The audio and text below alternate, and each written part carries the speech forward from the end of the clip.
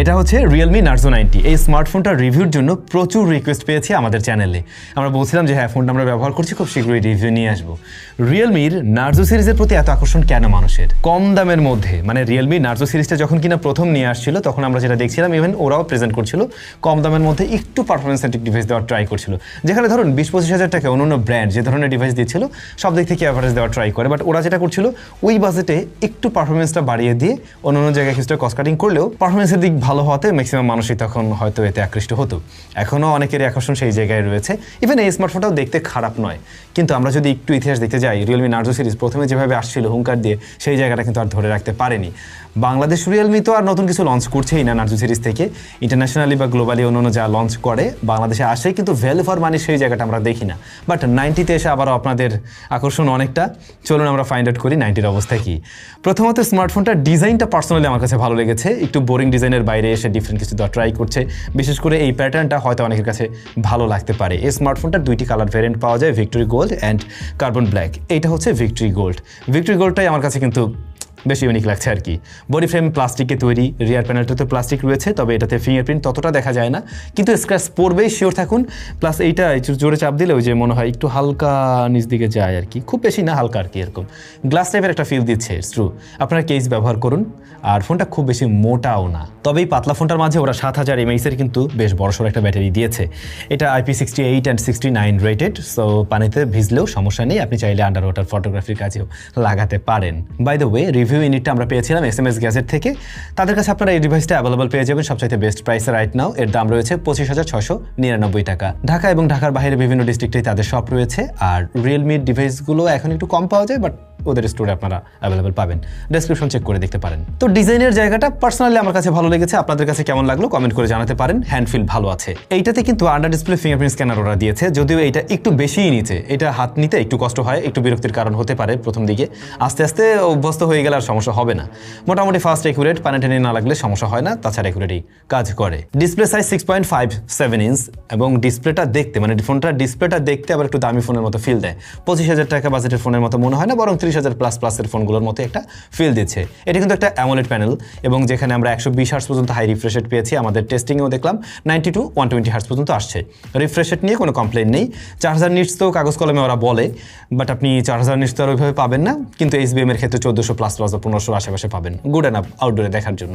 আমাদেরও ব্যবহার করতে সমস্যা হয়নি আউটডোরে।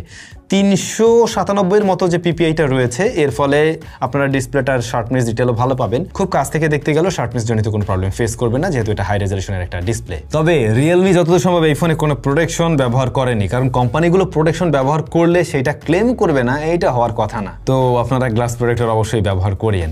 এমনিতে কালার রিপ্রেজেন্টেশন খুবই ভালো, ভাইব্রেন্ট কালার দেয় না, একুরেট কালার দেয় না। যদি আপনার চিন্তা ভাবনা থাকে আমি এমন একটা ডিসপ্লে চাই যে ডিসপ্লেতে একদম একুরেট কালার লাগবে, তাহলে কিন্তু Realme-র এই ফোনটাও ভালো হচ্ছে না, এটা মাথায় রাখতে পারেন। তবে এর কালারগুলো দেখতে ভালো লাগে, ক্রিস্প, ভাইব্রেন্ট। মাল্টিমিডিয়া কনজাম্পশন করলে বা গেমিং টাইমেও এর ডিসপ্লের কালার রিপ্রোডাকশন আপনাদের কাছে ভালো লাগবে। এই হচ্ছে গিয়ে বিষয়। ডিসপ্লে নিয়ে আই থিঙ্ক আপনি 25,000 টাকা ব্র্যাকেটের ফোন হিসাবে অসন্তুষ্ট হচ্ছেন না, জাস্ট প্রোটেকশনের জায়গাটাই কমতি আছে, এইটার মিসিং আছে এই ফোনেও। এবার যদি আমরা সেই পারফরমেন্সে, স্মার্টফোনটা out of the box run করবে Android 15-এ এবং Realme UI 6.0 রয়েছে। ওরা ক্লেম করছে এটাতে ওরা 3টা মেজর আপডেট দেবে। সো 3টা আপডেট, 4টা হলে আরও সুবিধা হইতো, অ্যাটলিস্ট 3টা পাচ্ছেন আর কি। UFS 2.2 হলো গিয়ে স্টোরেজ টাইপ, আর এতে SoC হিসেবে রয়েছে Dimensity 6400 Max।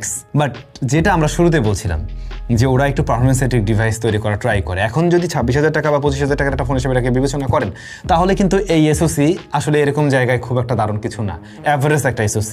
এবং এইটা হ্যাঁ 5G চিপ ঠিক আছে আমি মানছি, কিন্তু পাওয়ারফুল কিছু না, ইভেন গেমিংয়ের জন্য তো নাই।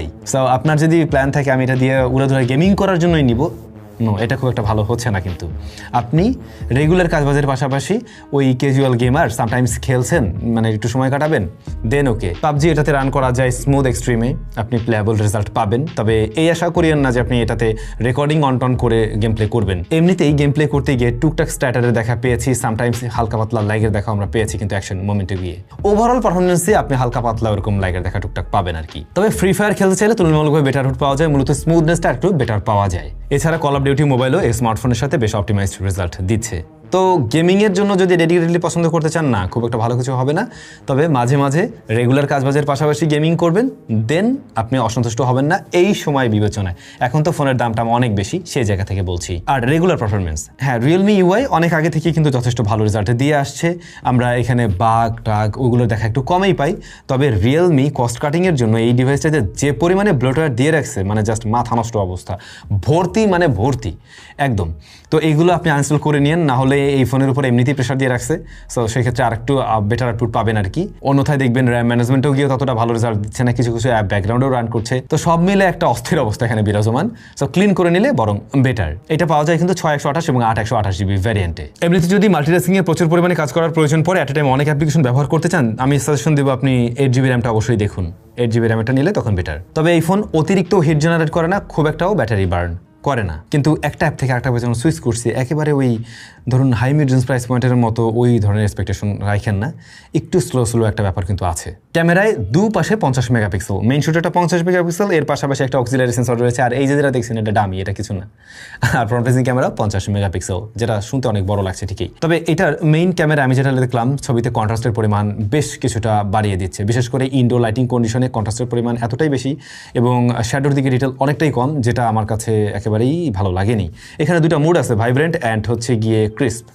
আপনারা ক্রিস্প মোডে আউটডোরে তুললে ওকে, বাট ইনডোরের দিকে আমি আপনাদের রিকমেন্ড করবো না। সেক্ষেত্রে আলোটাও বেশ কিছু কমিয়ে ফেলে, পাশাপাশি হচ্ছে গিয়ে ওই শ্যাডোর দিকে ডিটেল অনেকটা কম মনে হয়, কন্ট্রাস্ট ভাইবটা একটু বেশি লাগে।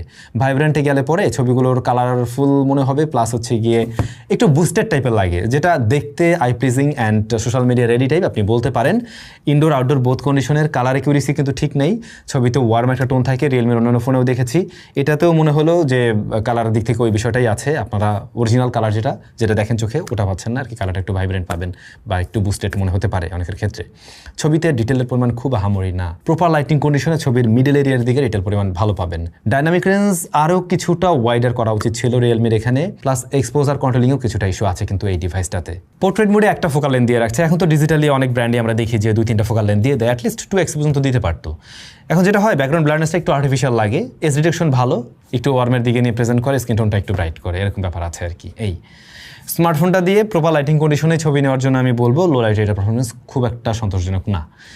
আর ফ্রন্ট ফেসিং ক্যামেরাটা নামে যতটা বড় শোনা যাচ্ছে, আসলে ওটার রেজাল্ট কিন্তু ওরকম না। আউটডোরে আপনারা বেটার ডিটেল পাবেন এই প্রাইস পয়েন্টের অন্য ফোনের সাথে কম্পিটিশনে নিলে। ইনডোরে আমি দেখেছি এর চাইতে কম মেগাপিক্সেল যুক্ত অনেক ডিভাইসেই প্রায় সিমিলার রেজাল্ট দেয়। তবে এর ফ্রন্ট ফেসিং ক্যামেরায় আপনারা 3টা ফোকাল লেন্থে ছবি তুলতে পারবেন। এইটা হয়তো অনেকের ক্ষেত্রে কাজে লাগতে পারে, বিশেষ করে যারা গ্রুপ সেলফি তোলেন তাদের ক্ষেত্রে আবার ওয়াইড মোডও আছে, সেটা হয়তো বা আপনাকে একটু স্পেশাল সুবিধা দেবে। এই ভিডিও রেকর্ড করতে পারে 1080p-তে, যেটা বিলো অ্যাভারেজ হয়ে যায়, এইটা হইল না আর কি। ক্যামেরাতে এসে আমি খুব একটা মজা পাইনি এই ডিভাইস থেকে। আমার এক্সপেকটেশন আরেকটু উপরের দিকে ছিল। সে দাম এখন যতই বাড়ুক না কেন, সে জায়গা থেকেও আনঅফিশিয়াল ফোন বলেও কথা। আচ্ছা, এরপরে যদি আমরা যে স্পিকারে, হ্যাঁ স্পিকার কোয়ালিটি ভালো।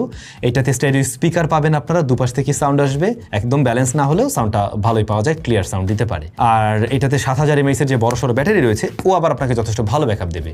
9 hours প্লাস ইজিলি ব্যাকআপ পাবেন এবং প্রায় 1.5 দিনের কাছাকাছি ব্যবহার করতে পারবেন যারা মডারেট ইউজার রয়েছেন। হেভি ইউজার থাকলেও আপনি 1 দিন প্লাস টাইম খুব সহজেই ব্যবহার করতে পারছেন।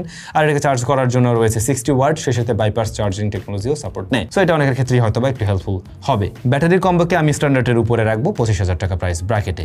নেটওয়ার্ক রিসেপশন জনিত কোনো প্রবলেম পাইনি। রিয়েলমির ফোনগুলো আপনারা জানেন যে এই মুহূর্তে বাংলাদেশে আসলে লক অবস্থায় আসে, মানে লক হয়ে যায়। তো এই ক্ষেত্রে আপনারা যেখান থেকেই কিনুন না কেন, আনলকড বা যার কাছ থেকেই নেবেন, অবশ্যই তার সাথে ওই ব্যাপারটা শেয়ার করে নেবেন যে আমার ফোন যদি লক হয়ে যায় এরপরে কিন্তু আপনাকে খুলে দেওয়া লাগবে এবং এই বারবার আমি প্যারা নিতেও পারবো না আসলে আনলকড অবস্থায় দিচ্ছেন কিনা। SMS কাছের থেকে ওরা অবশ্যই আপনাকে আনলকড ফোন আনলক করেই দেবে, অবশ্যই সমস্যা নেই সেক্ষেত্রে। তারপরে আপনারা যেখান থেকে কিনুন এই ব্যাপারটা মাথায় রেখে বা জিজ্ঞাসা করে নেবেন। এই ছিল Realme Narzo 95G। To be very honest, আমার যে এক্সপেকটেশন ছিল সেই জায়গাটা হয়তো বা ওই লেভেলে ফুলফিল করতে পারেনি। নার্জো সিরিজ নিয়ে আমাদের একটা অন্যরকমের এক্সপেকটেশন থাকে বা ছিল আগেও, সেটা আমি পাইনি। আমি যেমন পারফরমেন্সের জায়গাটা আরেকটু বেটার কিছু আশা করছিলাম, সেক্ষেত্রে আমি ক্যামেরার এই যে কমতির যে বিষয়গুলো নিয়ে বললাম সেগুলো নিয়ে আমার কমপ্লেনের বিষয় তখন এমন একটা থাকতো না। এখন এটা কিন্তু অলমোস্ট একটা ব্যালেন্স ফোন, রাইট? সো সেই জায়গা থেকে আমি তো বলবো যে হয় আমার ক্যামেরা আরও বেটার দেওয়া দরকার ছিল, আইদার আমার পারফরমেন্সের জায়গা আরও বেটার করা উচিত ছিল। এই আই থিঙ্ক আপনারা ক্লিয়ার। এখন ফোনের মার্কেটে জাস্ট আগুন লেগে গেছে, আগুন না তার উপরে আরও কিছু অগ্নিগিরি সব কিছু জ্বলতেছে। তো এই মুহূর্তে অবস্থা খুবই বাজে। ফোন না কিনে পারলে নাই কিনুন, আর কিনা লাগলে বুঝে শুনে এভাবে আর কি দেখুন। এই আছে, কিছু করার নাই। আপনাদের কাছে কেমন লাগলো ডিভাইস কমেন্ট করে জানাবেন। ভালো থাকুন, দেখা হচ্ছে নতুন ভিডিওতে।